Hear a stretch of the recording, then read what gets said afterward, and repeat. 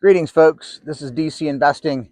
I've reached financial independence, and I'm talking about topics that may help others on their pathway to financial independence. And the topic I wanted to talk about today is on learning the tax codes, the income tax codes. And the reason why I mention this is that um, understanding how taxation works in America is one of the ways you can let your level of education make money for you.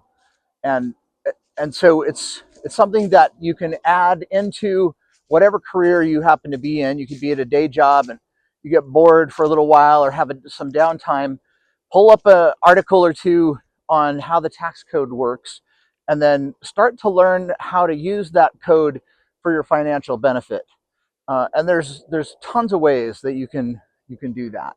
And so the reason, I mention that because I have used the tax code to my own benefit, and it's made a large difference in the value of the investments that I have. And, as an example, my day job has been as an electrical engineer for, I don't know, 25 years. And over time, my salary has crept up to the point where, I remember a year I broke into the 22% tax bracket from the 12% bracket and had a pretty hefty tax bill that year and wasn't really sure why or what happened. And so by looking at it, I realized, oh, I crossed into another bracket. And now every dollar I earn, I have to pay 10% more than I was last time. That's a really large difference and a distinction. So, the solution to that was learning about how to hide income from the government through the 401k system, the IRA system, the HSA system, and then that greatly reduced my tax burden, which then gave me instant gains. Um, so, so on that principle, learning the tax code, like if you're starting out in your career, um, as a family, you can make $30,000 before you pay any in tax at all. And if you're a student or living with parents or something, if you earn, say, $30,000, but you don't need $30,000 to live in, then understanding the tax code can tell you that, hey, if you can save some money into a Roth IRA, you have paid 0% tax on your money, and sticking it in a Roth IRA will allow you to pay zero on that tax or on that funds in the Roth IRA forever. That is a great, use of your funds early on when you're poor. You've just used the tax code to figure out how to save money on taxes when you're older. Even if you're younger and you're in the 10% tax bracket, putting money in a Roth IRA or a Roth 401k is a great thing. You probably don't have access to a Roth 401k if you're only earning, low amounts, $30,000 a year, $40,000. And I'm, using the married filing jointly tax brackets. Sometimes even if you're in the 12% tax bracket, it may make more sense to put money in a Roth IRA as your primary savings vehicle so that you can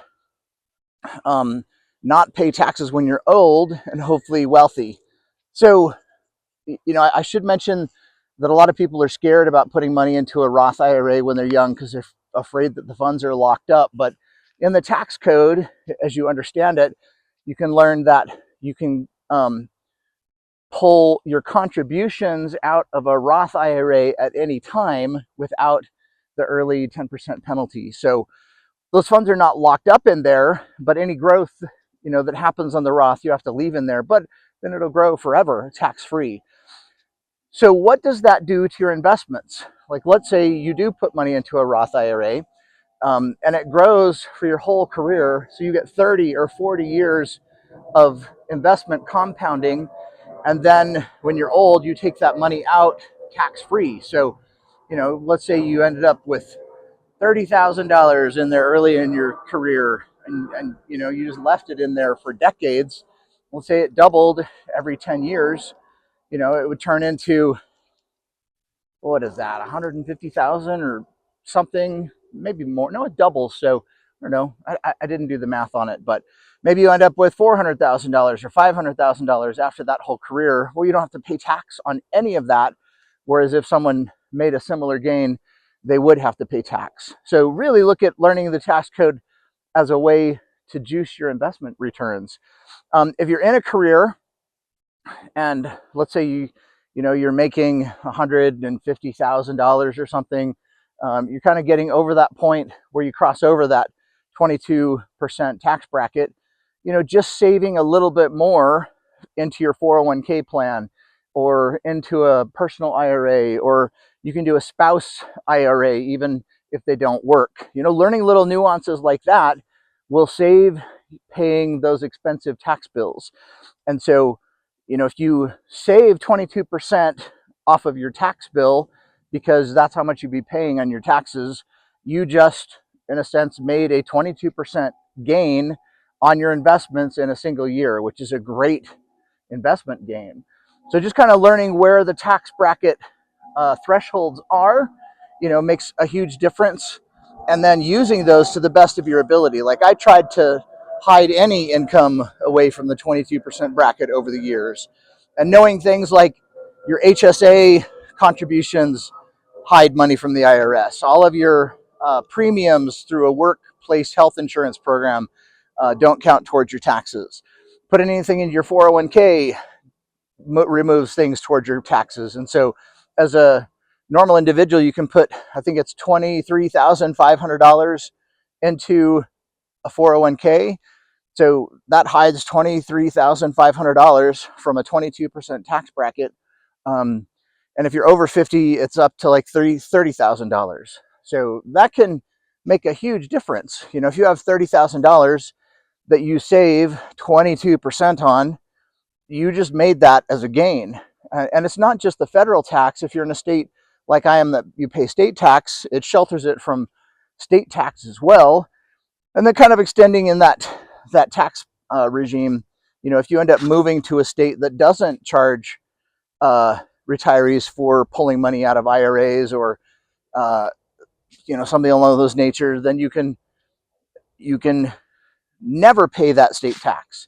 So like if you work all your life in one state with a high tax rate, if you stuff as much money into your 401k and IRA system, HSA system, you save that high tax. Like let's say it's California that has something like a 13% state tax. Well, late in life, you just choose to shift a state and go live in Nevada.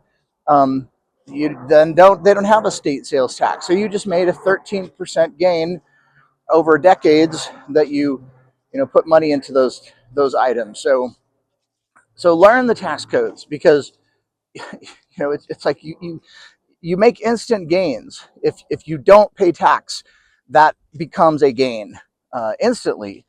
And it's possible to never pay tax on these items that you put in your 401k or your IRA. And so, for example, like let's say you just put money into there when you're in the 12% tax bracket. Well, you just made 12% on those funds that you put in because you didn't get taxed on them. And then if you're in a low enough income range when you're retired, your first $30,000 that you pull out of a retirement account are taxed at 0%, assuming you're married. So maybe you put $30,000 in, saving 12% tax. You take $30,000 out later on in life and you paid 0% tax. So you got to harvest that gain. Now, if you take over 30,000, then you have to pay 10% first, which would be better than 12. But you can kind of plan and structure your withdrawals from your retirement accounts over a long period of time. So you can take the equivalent of $30,000 every year for decades and pay no tax on that. And I kind of did a quick calculation because I was curious about it. Like, how much can I put into a retirement account and never have to pay tax on it? And it was somewhere, right now, somewhere between $650,000 to $850,000, depending on the growth rate and whatnot. So, if you have a $700,000 401k and you just plan to take $30,000 out of it every year for 30 years, it may slowly whittle down that IRA. It's possible with growth that, or the 401k. It's possible with growth that it'll just continue to grow forever. Um, but basically, all those funds, you're paying 0% tax.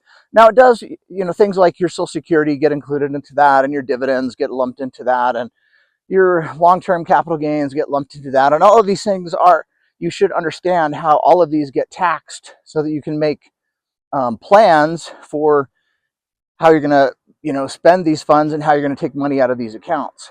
And again, I just can't stress enough that educating yourself on how the tax code works can make such a huge investment difference.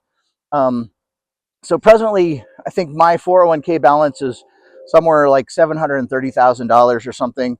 All of that money that's in that account, I either saved on taxes going into, or it was a company match that got put in to my account over the past 25 years. So easily, I have made an extra $100,000 because of tax savings.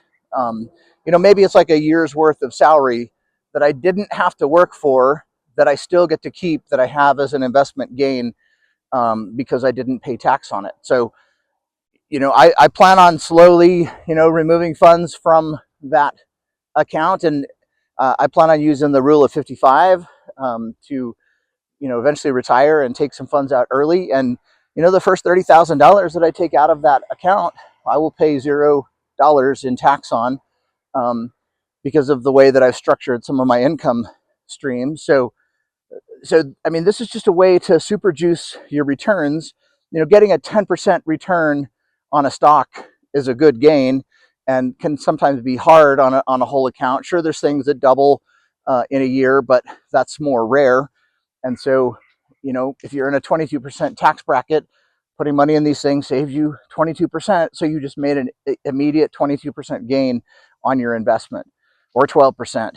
And you save state tax. So in my state, it's about 5%. So not only do I pay 22%, but I also add another 5%. So that's 27%. So I get an immediate 27% gain on any funds that I put into the tax shelter system. So there's lots of other ways that you can learn the tax code too. If you learn real estate, you understand how depreciation can wipe out income. And, a lot of folks get very wealthy by doing the real estate game because they understand how not to pay taxes. And in certain situations, their real estate depreciation can actually offset their W-2 income. Assuming they're like a real estate professional, or maybe you make your wife a real estate professional and she takes the deduction while you have a W-2 job or something. So learning the tax code is a way to supercharge your investment returns. I can't recommend that enough. Just understanding how taxation functions and the different loopholes that exist, or I should call them, I guess, incentives, because the government wants you to do certain things. So they put that into the tax code. Learning the tax code can make a huge difference in your life. So, like, subscribe. I hope you got something out of this. I just really recommend I know it's boring, but you spend the time learning the tax code and it'll give you a blessing. So we'll see you. Bye.